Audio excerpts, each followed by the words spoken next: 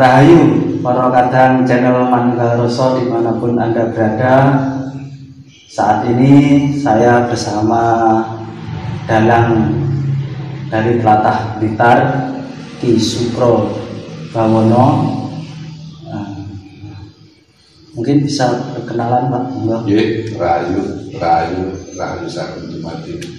Nuwun sewu dipun tepangaken nggih Mas Budi, kula dalang Ki Supro Bawono saking Tlatah Blitar. Pasipun wonten dusun Kolmayan ana dadi Blitar. Kula matur suwun sanget atas kerawan panjenengan ingkang taksih peduli kalih kabudayan Jawi, budaya para leluhur kita.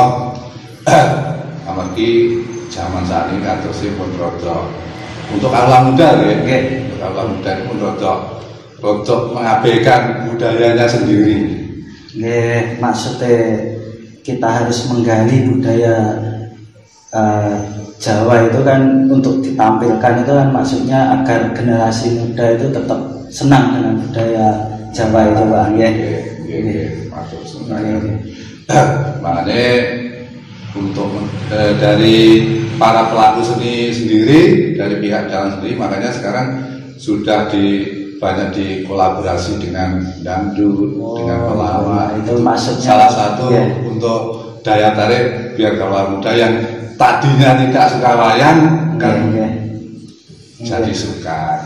Jadi yang kita ambil di situ tetap budayanya yang dilubung, pituturnya juga banyak antara contoh yang baik dan contoh yang tidak baik itu tadi. Gini Pak Dalang, menyambung dari cerita wayang itu mengandung pitutur itu, menurut jenengan dari tokoh sekian banyak wayang itu mana yang menggambarkan cinta kasih itu kepada lelaki perempuan yang cinta yang sejati itu sebenarnya siapa itu dalam tokoh wayang itu Pak Dalang? Kalau yang sebenarnya juga banyak, cuma yang paling fenomenal itu tokoh Rama dan Sinta. Itu Ramanya atau gimana yang digambarkan sebagai cinta sejati sebenarnya itu? Ini Mas Budi, Rama dan Sinta itu salah satu Dewi Sinta itu kan titisan dari bidadari yang pernah diidolakan oleh Rawana Raja, yaitu Dosomuwo. Itu namanya Dewi Betari Widowati. Itu Dosomuwo kan sangat tergila-gila sama Betari Widowati. Sampai Betari Widowati itu istilahnya kalau dalam pewayangan itu nitis ke manusia. Ke manusia itu nitis ke Dewi Sinta. Ke Dewi Sinta. Maka dari itu sampai terjadi konflik antara Rawana Raja sama Prabu Rama. Pada waktu itu Dewi Sinta kan sudah jadi istrinya Prabu Rama. Itu makanya, dan kalau mengawali cerita dari Dosomuwo, dari Rawana, itu salah satu gambaran yang bisa kita petik bahwa nafsu manusia itu tidak ada kepuasannya. Tidak ada kepuasannya. Kalau dilihat dari segi harta, tahta, itu negara Ngadiraja itu sudah negara yang paling kaya saat itu. Iya, itu malah bisa dibilang sepertiganya jagat. Ini kebesaran dari Ngadiraja. Cinta sejatinya kan menitis di Dewi Sinta itu dia. Bukan, sebenarnya cinta sejatinya Rawana Raja itu pada Betari Widowatinya itu. Jadi setelah Widowati turun ke Dewi Sinta, akhirnya Rawana Raja juga ingin mengejar Dewi Sinta. Yang sebenarnya cinta sejatinya Rawana itu sama Widowati itu. Terus itu kan Dewi Sinta istilahnya kalau sekarang sempat diculik ya. Diculik itu kan itu sebenarnya tidak diapa-apakan ya, diculik itu, tapi terjadi kecemburuan terhadap Rama itu kecemburuan, dikira setelah dibebaskan dari penculikan itu, misalnya kan ada kecemburuan, mengira kalau curiga, cemburu kalau itu sudah diapa-apakan, gitu. Itu gimana itu? Ini waktu Dewi Sinta diculik oleh Rahwana Raja, itu secara naluri manusiawi lah kalau timbul emosi di Rama, Prabu Rama. Misalnya sampai bojone sampai diculik, dicolong-colong kan mesti kan mesti negatif thinking. Dan itu gitu.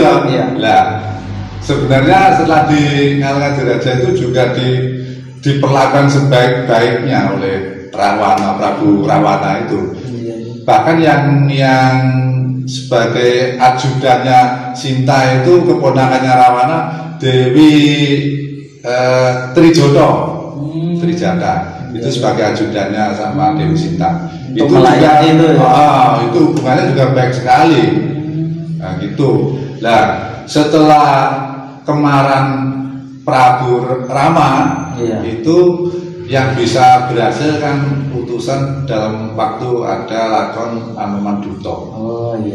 Jadi waktu Prabu Rama ingin membebaskan Dewi Sinta, itu sebenarnya Raden Joyandodo kan juga ingin membebaskan, sampai terjadi peperangan antara Joyandodo sama Anoman. Tapi dimenangkan oleh Anoman, makanya yang dipercaya sama Prabu Rama untuk membebaskan Dewi Sinta, Anoman. Sesuai dengan pertanyaan Anda tadi, setelah berhasil dibebaskan oleh Anoman, Prabu Rama kan curiga, dikira sudah disetubui oleh Rahwana Raja, kan itu.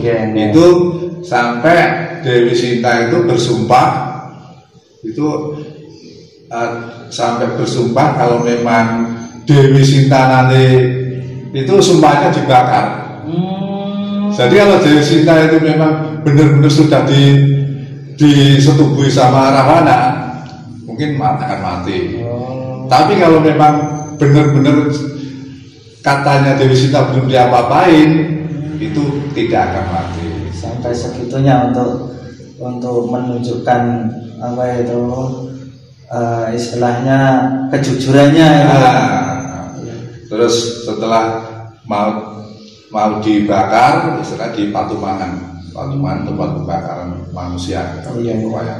Itu Batara Narada yang tahu langsung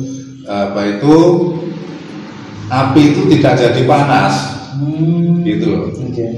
Jadi kesimpulannya dari itu, sekecil apapun yang namanya kebenaran, sekecil apapun yang namanya kebenaran atau kejujuran, pasti akan mengalahkan yang tidak jujur. Jadi di situ bisa kita ambil hikmahnya, prasangkanya Prabu Rama bisa terjawab dengan kemustahilan yang ada dengan kejujuran itu. Benar. Kan gitu. Ya itu mungkin bisa untuk jadi acuan atau panutan dalam kehidupan kita dari cerita-cerita wayang tersebut, ya Pak. Demikian obrolan santai kita dengan Bapak Sukro.